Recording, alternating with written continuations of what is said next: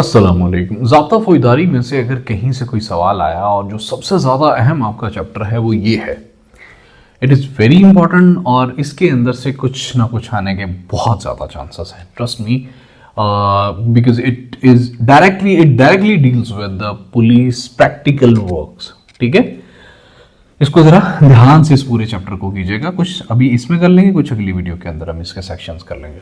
14वां जो सेक्शन है, अगर आपसे ये पूछा जाएगा कि क्रिमिनल प्रोसीजर कोड 1898 का जो 14वां सेक्शन है, 14वां बाब जो है चैप्टर, वो किस बारे में है, अगर आपसे ये पूछा जाएगा दैट यू वुड से कि पुलिस को इत्तला और इनके इख्तियारात तफ्तीश।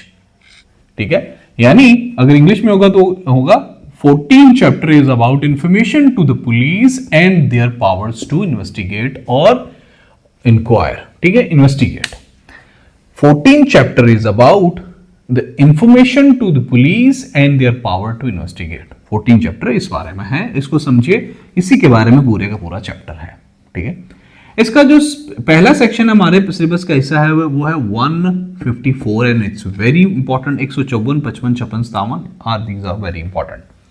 154वां जो इसका सेक्शन है that is about information in cognizable cases, यानी काबिले दस्त अंदाजी मुकदमात में इत्तला।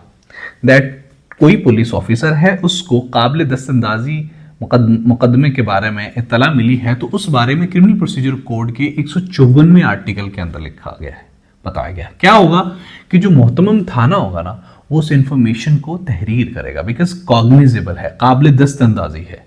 ठीक है, आई होप कि इसको एक्सप्लेन करने की जरूरत नहीं काबिले दस्त अंदाजी क्या होता है।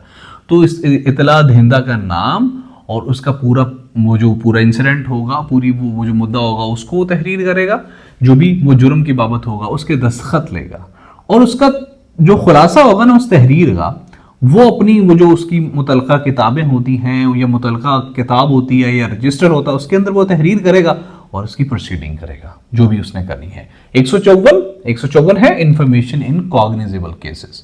155 है information in non cognizable cases, कि ना काबिल दस्त अंदाजी जुर्म की बाबत अगर कोई पुलिस ऑफिसर को कोई इंफॉर्मेशन देता है तो what he would do, this is about that. 54 cognizable cases information and 55 non cognizable cases information in the non cognizable cases. तो मोहतमम थाना, पहले तो वो उसके पास अख्तियार था तो उसने तहरीर करने के बाद खुद प्रोसीडिंग की। अब नॉन कॉग्निजेबल केसेस है तो what he would do, he would write down the entire things, वो उसे लिखेगा, उसका खलासा वो जो मुतलका किताब होती है, रजिस्टर होते हैं, वो जो भी उसकी मुतलका किताब होती है उसके अंदर तहरीर करेगा, what ever he is told, और उसकी इत्तला जो है, उसका जो इत्तला धंधा है उसको मजिस्ट्रेट को बोलेगा कि भाई आप मजिस्ट्रेट को रिपोर्ट करो, ताकि जो मजिस्ट्रेट मुझे आगे फर्ज उसकी वो देगा। और कोई ऑफिसर तफ्तीश खुद से नहीं करेगा, मतलब अगर नॉन कॉग्निजेबल ऑफेंस है और किसी बंदे ने आके उसको इतला दी है भाई वहां पे नॉन कॉग्निजेबल या ना काबिल दस्त अंदाजी जुर्म हो रहा है, तो उसमें वो खुद से तफ्तीश नहीं करेगा, rather he would direct to that applicant और इन्फॉर्मर टू द मजिस्ट्रेट। 156वां जो आर्टिकल है that is investigation into cognizable cases. अब कॉग्निजेबल केस की इंफॉर्मेशन उसे मिल गई, 56वें आर्टिकल के अंदर बताया गया है प्रोटोकॉल कि मुकदमात काबिल दस्तअंदाजी में तफ्तीश वो कैसे करेगा। अच्छा, तब इसको ये बताया गया है इसके अंदर कि द पुलिस स्टेशन इंचार्ज और द मोहतमम of police station is authorised to hold investigation into such cognizable cases, और ये नाकाबिल एतराज है, उस पर कोई एतराज नहीं है, अनऑब्जेक्शनेबल है for him, he is authorised to hold investigation for all the cognizable cases about what he was told about, जिसकी उसे इंफॉर्मेशन मिली थी। 157वां जो आर्टिकल है that is about the procedure when cognizable offence suspected. अब उसको investigation, उसको information नहीं मिली, now अब उसको सस्पेक्ट है, अब उसको अंदाजा है, जब इसका उर्दू देख लें, जब काबिल दस्त अंदाजी जुर्म का शुबा हो तो क्या जाब्ता है। ठीक है, उसका जाब्ता यह है कि जो मोहतमम थाना है ना, वो फौरी तौर पे मजिस्ट्रेट को जो वो इन्फॉर्म करेगा दैट दिस इज काबिल दस्तंदाजी जुर्म हो रहा है हमारे यहां पे, और फौरी तदाबीर करेगा to stop that cognizable offence.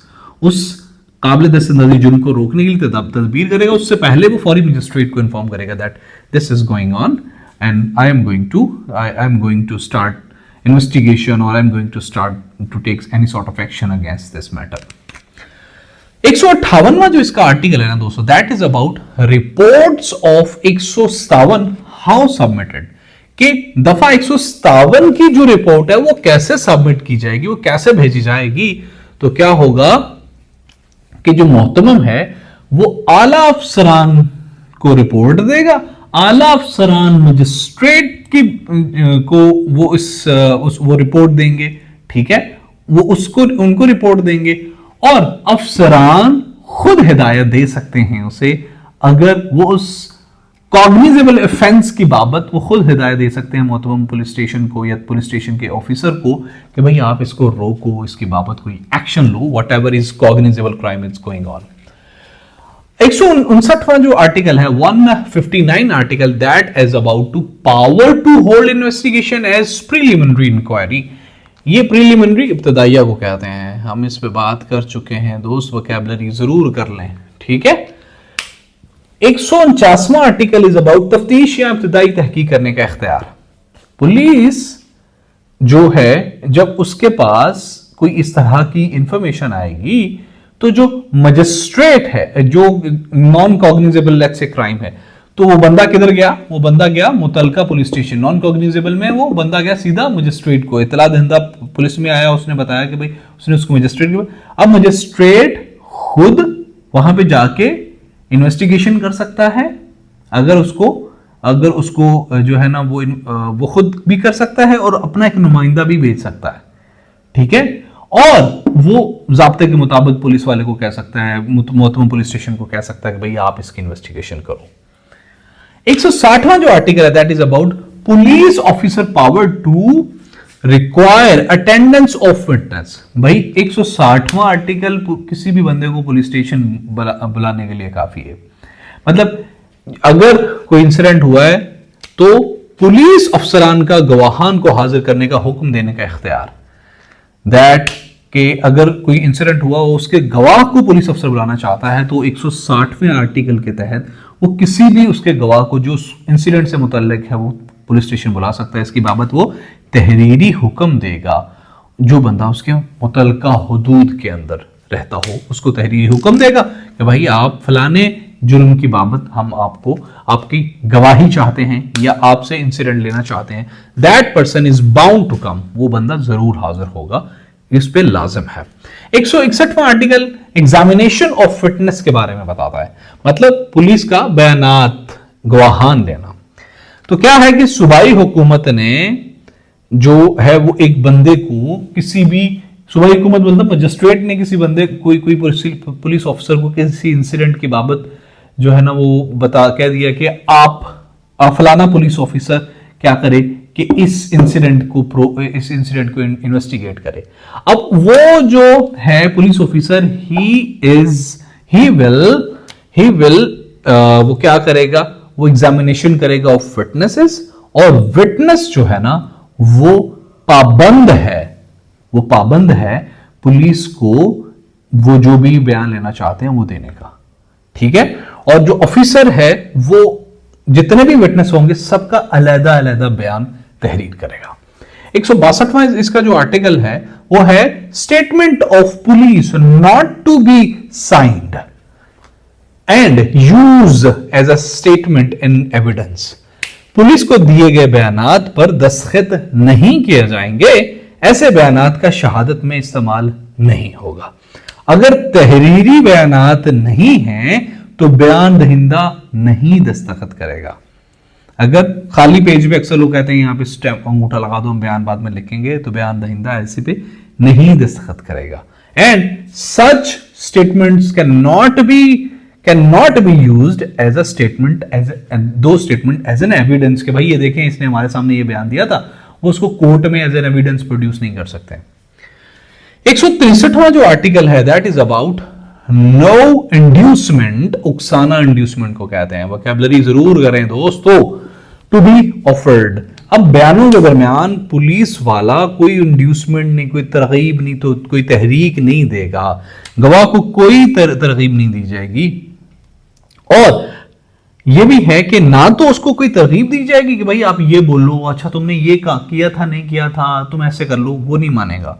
और अगर वो मानेगा, मनवा लेगा, तो उसका कोई फायदा नहीं होगा। और यह भी है कि कोई बयान देना चाहता है तो पुलिस वाला उसे नहीं रोक सकेगा। वो जो गवाह है, if he want to give any sort of statement, that would be written down, that would be write down to be produced in front of the magistrate to complete that investigation of that case.